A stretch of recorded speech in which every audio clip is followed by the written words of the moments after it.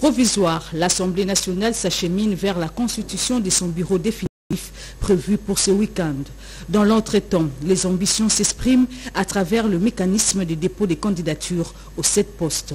Si à la présidence, Vita Kamere est déjà connue, la première vice-présidence est convoitée par le professeur Jean-Claude Tshulumbaï. La deuxième vice-présidence met en compétition des personnalités comme Antipas Mboussa-Nyamwisi et Christophe Mbosoko Diapwanga. Au niveau des rapporteurs adjoints, questeurs et questeurs adjoints, on signale Constant Moutamba, Jacques Joly, Princesse Dominique Mounongo pour l'opposition, Grace Nehema et Dédé Mopassa. Je tiens d'abord à remercier tous les députés nationaux qui m'avaient fait confiance lors des primaires. Mais je remercie aussi le président de la République qui est la haute autorité de l'Union sacrée. Le peuple congolais sera correctement représenté dans cette salle et sa voix, ses désiderata, ses seront relayés par les honorables députés. Ça sera un véritable temple de la démocratie. C'est dans l'unité de l'opposition que nous devons occuper ce rôle. C'est le rôle de représenter l'ensemble de l'opposition et les tâches spécifiques, notamment le contrôle des rapports de vacances parlementaires qu'elle va suivre. Je pense que pour cela, on peut compter sur elle. Elle est suffisamment compétente pour faire le travail. Et nous avions pensé à notre poids politique et pas seulement ça, la compétence que nous avons, et aussi la représentativité géopolitique. C'est la raison pour laquelle j'ai postulé le poste de la question agent. Parce que nous êtes ignorés que le ticket officiel de l'Union sacrée posait problème par rapport au doublon des 2 provinces.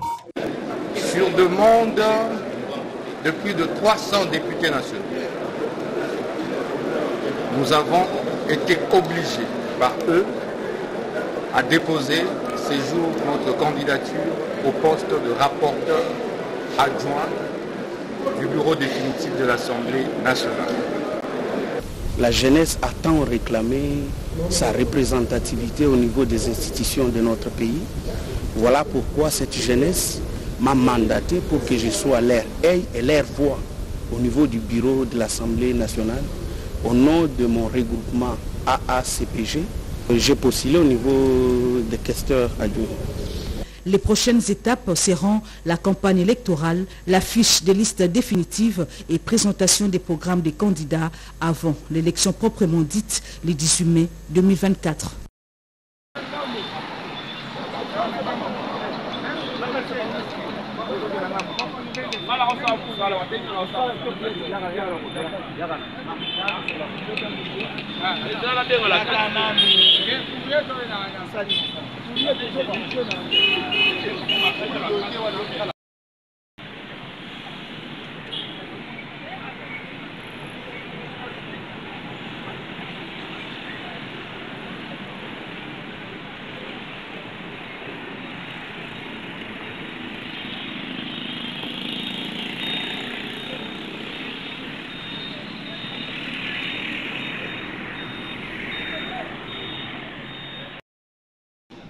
Voilà, donc je compte beaucoup sur lui et je pense qu'il va nous faire confiance et on va gagner ces élections. Merci beaucoup, Noah.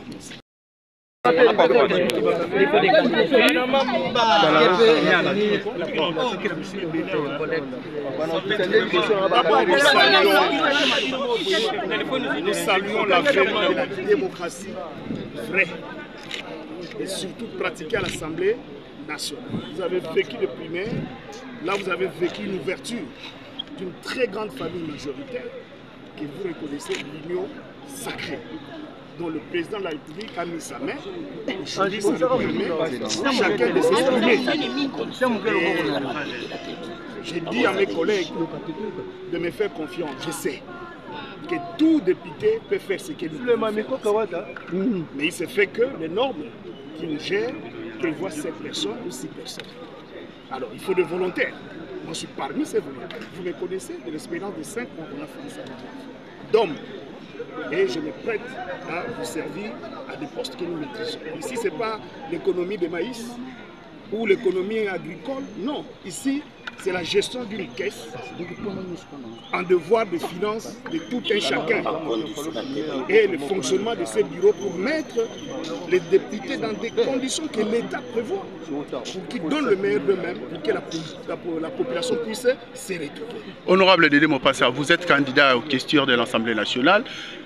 Aujourd'hui, l'opinion accuse le bureau sortant de plusieurs mots, notamment la malutilisation des finances de l'Assemblée nationale. Vous allez gérer cette caisse de l'Assemblée nationale. Qu'est-ce que le député, vos collègues peuvent retenir de votre engagement aujourd'hui? La redevabilité. Il faut dire ce que vous recevez et ce que vous avez fait. C'est bien ça. Parce qu'on doit gérer ensemble. La gestion doit être ensemble. Sinon, on ne passerait pas aux élections. Moi, je ne suis pas un ticket imposé par X à qui je dois faire le rapport. Non, moi, je demande le suffrage de mes compères de telle manière que je vais les rendre compte de ce qui entre, de ce qui est. Et je suis l'interférence avec leurs finances, même les banques et tout ce que vous voulez. Parce que nous ne pouvons pas vivre dans des conditions inhumaines, dans des conditions d'hésitation, d'incertitude. Si ces finances peuvent le garantir, par mois, je pense, chacun va retrouver ses comptes, et les fonctionnaires, et les agents, et les cadres dans lesquels on va travailler.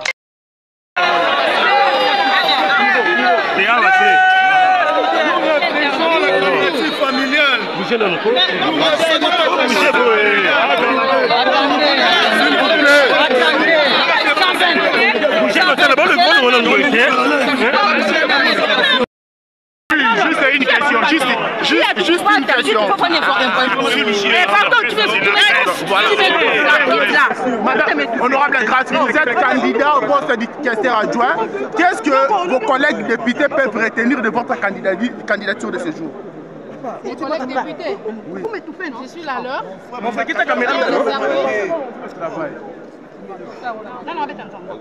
Oui. Je demande à mes collègues de me soutenir. Eux tous me connaissent. Honorable Grâce, elle est très sociale. Je suis là pour servir mes collègues et la nation et pour que notre institution aille de là. C'est pour le compte de quelle formation politique? C'est pour le compte Honorable, le député ou la société accuse le bureau partant de beaucoup de mots, surtout à ce qui concerne le finance au niveau de l'Assemblée nationale.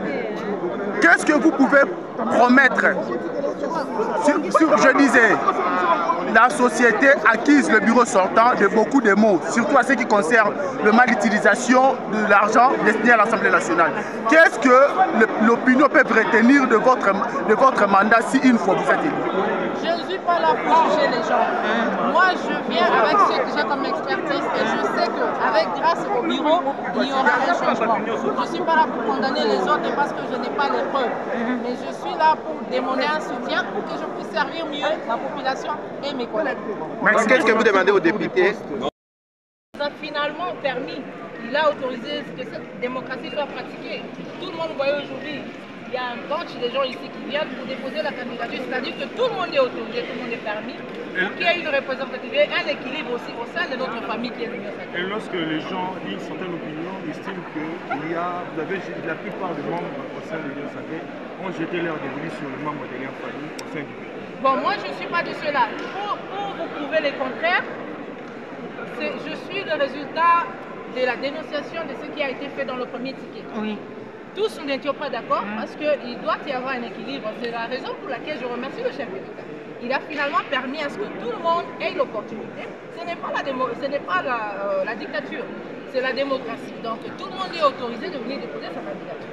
Que ce soit le fils, la sœur ou qui que ce soit, tout le monde est permis de venir déposer sa candidature. Et maintenant, c'est l'Assemblée qui va décider.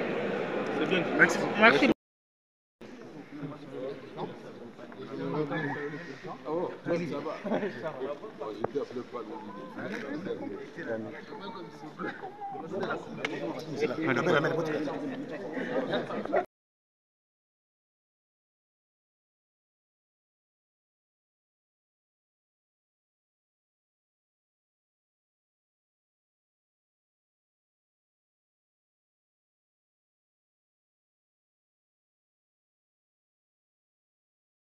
Non, je tiens d'abord à remercier tous les députés nationaux qui m'avaient fait confiance lors des primaires, en m'élisant comme le candidat unique au poste de président de l'Assemblée nationale pour le compte de l'Union sacrée de la nation. Mais je remercie aussi le président de la République qui est la haute autorité de l'Union sacrée. Le peuple congolais sera correctement représenté dans cette salle et sa voix, ses desiderata, ses cris de détresse seront relayés par les honorables députés. Ça sera un véritable temple de la démocratie. Et je souhaite bonne chance à tous les candidats aux différents postes, que la démocratie l'emporte et que la sérénité revienne dans le cœur des gens, parce que nous avons beaucoup de défis qui nous attendent. La guerre à l'Est, les défis de la pauvreté que nous devons combattre et tout le reste. Donc nous sommes une institution importante au cœur de beaucoup des enjeux.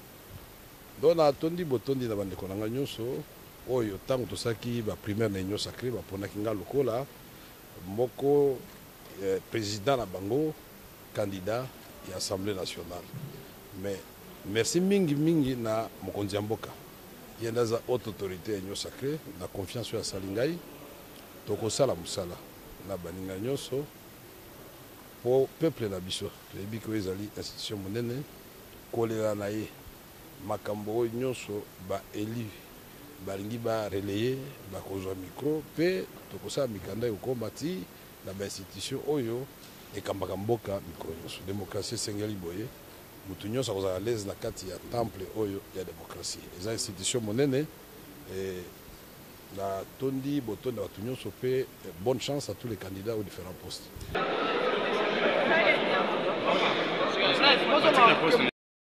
Honorable Constant Moutamba, vous venez de déposer votre candidature pour le poste de rapporteur adjoint, poste réservé à l'opposition. Qu'est-ce que les Congolais, les députés peuvent retenir de votre candidature de ce jour? Sur demande de plus de 300 députés nationaux,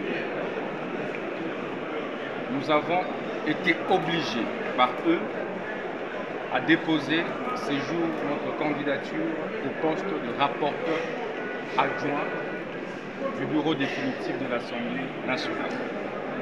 Parce qu'au sein de l'opposition politique, nous n'avons pas pu dégager le consensus autour de la candidature commune de l'opposition. Étant entendu, du reste, que l'opposition est plurielle et qu'il n'y a pas de chef de file en son sein. Rappelez-vous que nous avons été candidats président de la République. Nous avions porté un projet de société au nom de l'opposition politique au même titre que nos amis d'Ensemble pour la République. Rappelez-vous encore qu'après les élections, au lendemain des élections de 2023, nos amis d'Ensemble pour la République avaient boycotté les résultats des élections en général et appelé à l'annulation de ceux-ci. DIPO, que nous dirigeons, a été la seule force politique de l'opposition à avoir, de manière républicaine, accepté sa défaite, accepté la réélection de l'actuel président de la République et des députés nationaux de l'opposition tout comme de la majorité. Rappelez-vous encore que les députés nationaux et Ensemble pour la République avaient boycotté les premières plénières de l'Assemblée nationale, en commençant par la plénière inaugurale. Et donc, nous ne trouvons pas de raison de ces revirements de nos amis des Ensemble. Nous ne comprenons pas pourquoi cette incohérence dans le discours de nos amis des Ensemble pour la République. C'est donc cette inconstance politique, c'est donc cette incohérence politique qui, d'ailleurs, expose notre démocratie du point de vue de ses principes fondateurs que nous avons accepté humblement la demande des plus de 300 députés nationaux pour que nous puissions nous porter candidats au poste de rapporteur adjoint de l'Assemblée nationale. Dans l'opposition ira en ordre dispersé. Plus de députés que vous. Nous irons en ordre dispersé parce que l'opposition a toujours été plurielle dans toutes les démocraties du monde, à commencer par la France. C'est pourquoi on parle toujours des oppositions au sein des chambres législatives. S'agissant de notre chance de gagner, comme vous le savez, nous avons été le seul opposant républicains à être restés constants sur nos prises de position. Nous avons contribué à l'atterrissage en douceur de ce processus électoral. Nous sommes heureux que ceux qui, hier, nous contredisaient, pensaient que nous étions manipulés par le pouvoir en place parce que nous avions accepté les résultats issus des élections, nous rejoignent. Et donc, les vrais opposants républicains, c'est bien nous.